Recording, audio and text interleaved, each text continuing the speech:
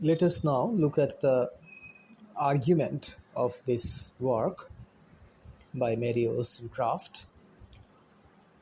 Wollstonecraft says in the introduction to the first edition that this work is not polite or ladylike. She means to be useful, not entertaining, and she will write with, quote, energetic emotions, unquote. So, while reading a Vindication, one can easily see that how Mary Wollstonecraft plunges into the heart of her subject. She has lived the hardships of a woman who wanted to earn her own living, and therefore she means to be blunt. The energy and volatile personality of Mary Wollstonecraft are all manifest in the pages of this book. Her sense of humor and her anger are also quite easily seen.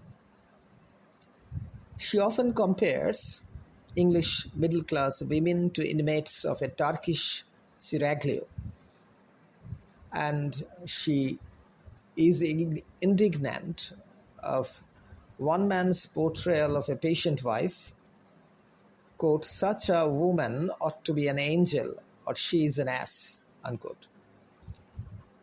So she dismisses these things as idle, empty words.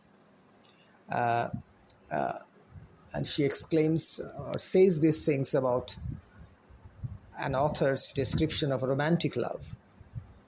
So lover-like phrases of pumped-up passion.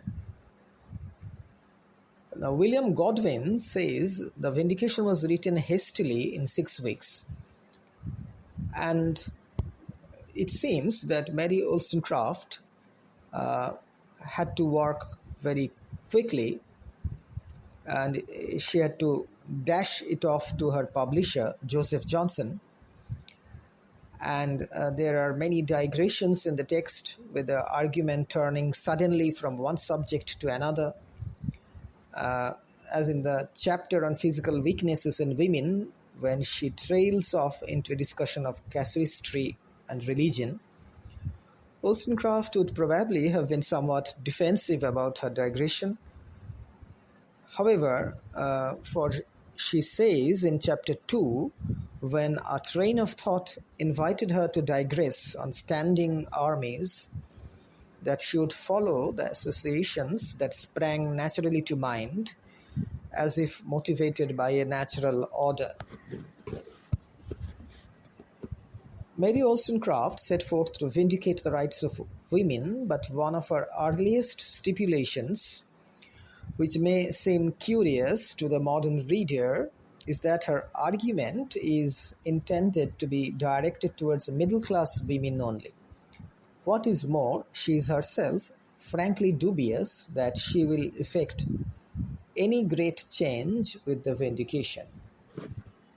Both of these assertions, actually these are qualifications, raise such interesting issues that before we can proceed into the heart of our argument and look at it, we have to reconstruct her justification for excluding the upper and lower class women from her call to reform, and suggesting imitations or even a middle class woman's capacity to change.